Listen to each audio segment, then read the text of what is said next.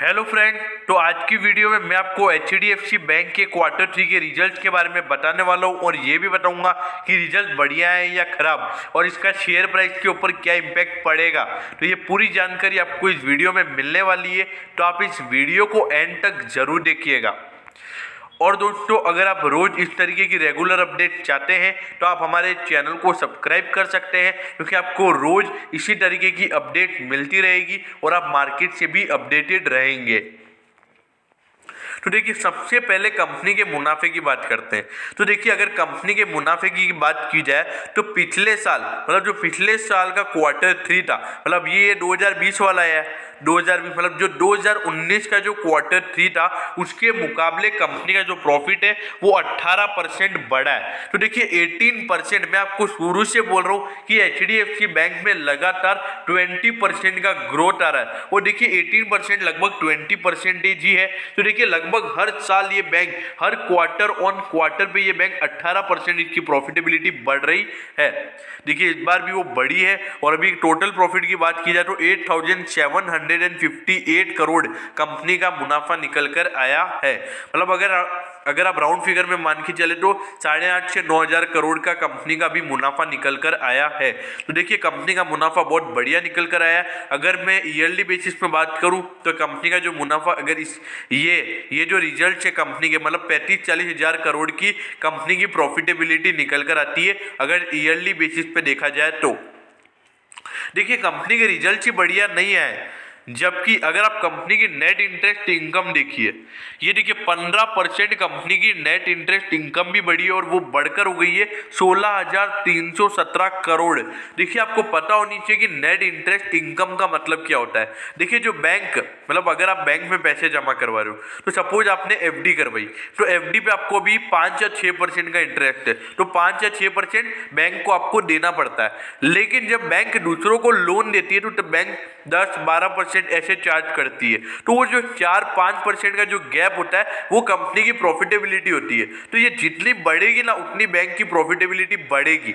तो देखिए, और मेन बात ये कि जो कंपनी के एनपीए है, मतलब जो लोग है ना पैसे देते हैं और उसके बाद अगर वो चुका नहीं पाते तो वो कंपनी के लिए, मतलब जो कंपनी होती है उसके लिए नॉन परफॉर्मिंग एसेट बन जाते हैं और उसमें भी कंपनी की गिरावट है। और सिर्फ अब 0.81% के कंपनी के ग्रॉस एनपीए हैं और 27 पॉइंट की गिरावट उसमें देखने को मिली है।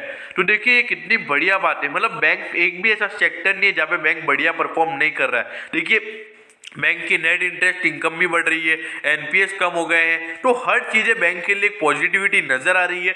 तो ये एक बहुत बढ़िया संकेत है। ये बता रहा है कि बैंक अभी भी लगातार बढ़िया परफॉर्म कर रहा है, बैंक में ज्यादा दिक्कतों वाली बात नहीं है।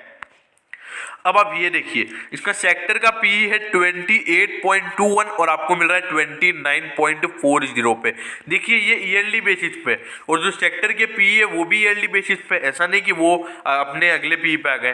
देखिए इसका जो पीई है वो मैं मानता हूँ कि थोड़ा सा महंगा जरूर है, लेकिन आपको पता होना चाहिए कि अभी 3-4 महीने पहले ही ये स्टॉक, मतलब जो इसके क्वार्टर 2 के रिजल्ट आए थे तब ये स्टॉक आपको 1150 से 1200 के लगभग मिल रहा था। तो उसके बाद से इसमें थोड़ा सा अपवर्ड मूवमेंट आ गया, थोड़ा बहुत ज्यादा भाग गया। तो ये एक देखा जाए तो सेक्टर के मुकाबले इसका एक फेयर वैल्यूएशन निकल कर आता है। अभी थोड़ा सा ये भाग गया, इसमें कोई दिक्कत वाली बात नहीं है, क्योंकि ये एक मार्केट लीडर है इंडिया का। अभी देखा जाए तो नंबर 1 प्राइवेट सेक्टर बैंक ये है।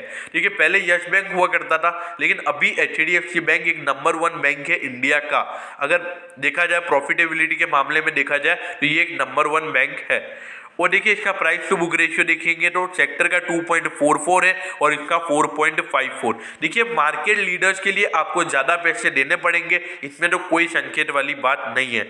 और देखी जाए तो अगर डिविडेंड की मैं बात करूं तो भी आरबीआई ने मना कर रखा है। तो बैंक सेक्टर के अंदर आप डिविडेंड का ना तो सेक्टर का देखें ना तो बैंक का खुद का देखें, क्योंकि अभी आरबीआई ने मना कर रखा है। जब आरबीआई बोलेगी जब इसमें देखने को मन करेगा आपका। देखिए इसका मार्केट कैप देखिए, 8,07,780 करोड़ का इसका मार्केट कैप है। इंडिया का सबसे ज्यादा मार्केट कैप वाला ये बैंक है। तो देखिए, तो क्या ये शेयर आपको सस्ते रेटों पर मिलेगा? नहीं, बिल्कुल भी नहीं। ठीक है, थोड़ा सा महंगा जरूर है, लेकिन सस्ते रेटों पे मतलब आप ये सोच रहे होंगे कि सेक्टर के मुकाबले आपको ये सस्ता मिल जाएगा, ऐसा नहीं है। क्योंकि सेक्टर का जो प्राइस टू बुक है वो कम क्यों है? क्योंकि इतने सारे पब्लिक सेक्टर बैंक है जो कि अपने प्राइस टू बुक रेशियो से भी नीचे ट्रेड कर रहे हैं, तो उससे जब सेक्टर को कंपेरिजन किया जा रहा है तो सेक्टर का प्राइस टू बुक कम निकल कर आ रहा है। ठीक है, जो बढ़िया बैंक है, अधिकतर जो भी प्राइवेट सेक्टर के बैंक है, वही कम से कम 2 से ऊपर के प्राइस टू बुक पे ट्रेड हो रहे हैं। आप जाके देख सकते हो। देखिए, Canara bank, Punjab national bank, bank of Baroda, ये तीनों ऐसे बैंक है जो कि अपने प्राइस टू बुक से आपको बहुत ही सस्ते रेटों पर मिल रहे हैं। कर्नाटका बैंक, ये सारे बैंक आपको सस्ते रेटों पर मिल रहे हैं अपने प्राइस टू बुक से। तो उससे जब इसको कंपेयर किया जा रहा है तो इसका जो सेक्टर का पीबी है वो कम निकल कर आ रहा है। तो आप समझिए, आईडीएफसी फर्स्ट बैंक भी आपको प्राइस टू बुक रेशियो से कम पे मिल रहा है अभी। तो देखिए, ये सब चीजें हैं जो कि सेक्टर के प्राइस टू बुक को कम बनाती है, क्योंकि जो सेक्टर के बैंक है वो थोड़े अंडर वैल्यूड है। और ऐसा नहीं कि ये ओवर वैल्यूड है, ये एक फेयरली प्राइस पे नहीं है, थोड़ा सा ओवर वैल्यूड है।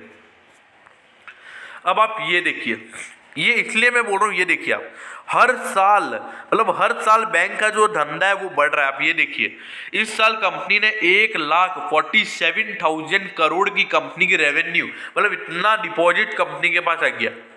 देखिए, कंपनी का जो धंधा है वो हर साल बढ़ रहा है, इसमें कोई भी दिक्कत वाली बात नहीं है। अब आप ये देखिए, हर साल कंपनी की प्रॉफिटेबिलिटी भी बढ़ रही है। देखिए किस तरीके से बढ़ रही है। अब आप ये देखेंगे 0.27 मतलब क्या? देखिए 0.27 मतलब 2700 करोड़। देखिए यहाँ पे क्या लिखा है, लाख करोड़। तो ये कितना हो गया, 2700 करोड़ कंपनी की प्रॉफिटेबिलिटी। और अगर इस साल की मैं देखूं ईयरली वाइज, तो कंपनी की 36,000 करोड़ कंपनी की प्रॉफिटेबिलिटी निकल कर आती है। सॉरी, ये 2700 नहीं, 27,000, सॉरी आई वॉज रॉन्ग। ये 27,000 करोड़ की कंपनी की प्रॉफिटेबिलिटी है। और इस बार की मैंने आपको क्या बताई, ईयर वाइज लगभग कंपनी की जो प्रॉफिटेबिलिटी है वो 34 से 36,000 करोड़ निकल कर आती है। तो देखिए, मतलब पिछले साल के मुकाबले कंपनी की जो प्रॉफिटेबिलिटी है वो लगभग 9,000 करोड़ बढ़ सकती है ईयर ऑन ईयर बेसिस पे। अगर परसेंटेज वाइज बात की जाए तो 30% ग्रोथ देखने को मिल सकता है। अब आप ये देखिए, इसका ऑल टाइम हाई है 1496 और आपको मिल रहा है 1466 पे। देखिए लगभग 30 रुपए डिस्काउंट पे मिल रहा है, मतलब ज्यादा डिस्काउंट पे नहीं मिल रहा है। ऑलमोस्ट आप ये कह सकते हैं कि अपने ऑल टाइम हाई पर ही आपको ये शेयर मिल रहा है। देखिए मेरे ख्याल से थोड़ा सा ओवर वैल्यूड जरूर हो गया है इसके शेयर। इसकी जो न्यूज है, मतलब जो इसके रिजल्ट है वो बढ़िया आएंगे, इसके शेयर के अंदर वो पहले से ही फैक्टर इन हो गई है। अब आप ये सोच रहे होंगे कि कंपनी का जो प्रॉफिट है वो 18% बढ़ गया है, तो यहाँ से कंपनी का शेयर भी 18% बढ़ जाएगा। ऐसा मैं बिल्कुल भी नहीं बोलूंगा, क्योंकि अभी ये अगर बैंकिंग सेक्टर की बात की जाए तो सबसे ज्यादा भागने वाला बैंकिंग स्टॉक यही है। अगर कोटक महिंद्रा के बाद अगर किसी स्टॉक की बात की जाए तो सबसे ज्यादा स्टॉक यही भागने वाला है, अगर मैं बैंकिंग सेक्टर के अंदर बात करूं तो देखिए पहले से इसके अंदर फैक्टर इन हो गया है। और मेरे ख्याल से ये सिर्फ ऑपरेटर को, रिटेल इन्वेस्टर को फंसाने की एक वो साजिश रखी हुई है, तो आपको इसको अभी निवेश नहीं करना है। देखिए मेरे ख्याल से लॉन्ग टर्म इन्वेस्टमेंट के लिए एकदम बढ़िया शेयर है और ये आपके पोर्टफोलियो में बहुत मतलब जरूरी होना ही चाहिए। क्यों? क्योंकि भाई आप इसका 25 साल का रिकॉर्ड देखिए, 25 साल से लगातार ये 20% का आरओई दे रहा है। मतलब अगर इसे 20% का आरओई देगा तो हर साल आपका जो कैपिटल एप्रिसिएशन होगा वो लगभग आराम से 20% का होगा। तो देखिए एफडी में पैसा डाल दोगे 6% मिलेगा, यहाँ पे 20% मिल रहा है। और हर साल अगर आपको 20%, अगर आप कंपाउंड इफेक्ट देखेंगे तो आप ये देखिए मतलब अराउंड 3 से 4 साल में आपका पैसा डबल हो जाएगा। तो जो कैपिटल एप्रिसिएशन होता है वो एकदम बहुत बढ़िया होगा। तो देखिए मेरे ख्याल से HDFC bank long term investment के लिए आपके पोर्टफोलियो में जरूर होना चाहिए। अब देखिए किस प्राइस होना चाहिए, देखिए मेरे ख्याल से आप करंट प्राइस पे भी निवेश कीजिए लेकिन ज्यादा मत डालिए। अगर बाजार गिरता है तो उस दिन और निवेश कीजिए, जैसे धीरे धीरे गिरता रहता है ना इसमें आप निवेश करते रहिए। देखिए ये तो कंफर्म है कि आज इसका जो प्राइस है 1 साल बाद इसका ये प्राइस नहीं होगा, इससे ज्यादा होगा, ये तो कंफर्म वाली बात है। अगर बैंक बढ़िया परफॉर्म करती रहती है तो इसका प्राइस ज्यादा ही होगा आज जो इसका प्राइस है। लेकिन अगर आप इसमें अभी निवेश करेंगे, अगर आप बोलोगे कि यार इसका भाव तो 1350 रुपये चला गया, देखिए उस समय मायूस नहीं होना है, उस समय और खरीदारी करनी है इसमें। तो समझ गए। देखिए मेरे ख्याल से एचडीएफसी बैंक बहुत बढ़िया बैंक है। अगर बैंकिंग सेक्टर में रिस्क फ्री स्टॉक अगर आप ढूंढ रहे हैं तो ये मेरे ख्याल से उनमें से एक है।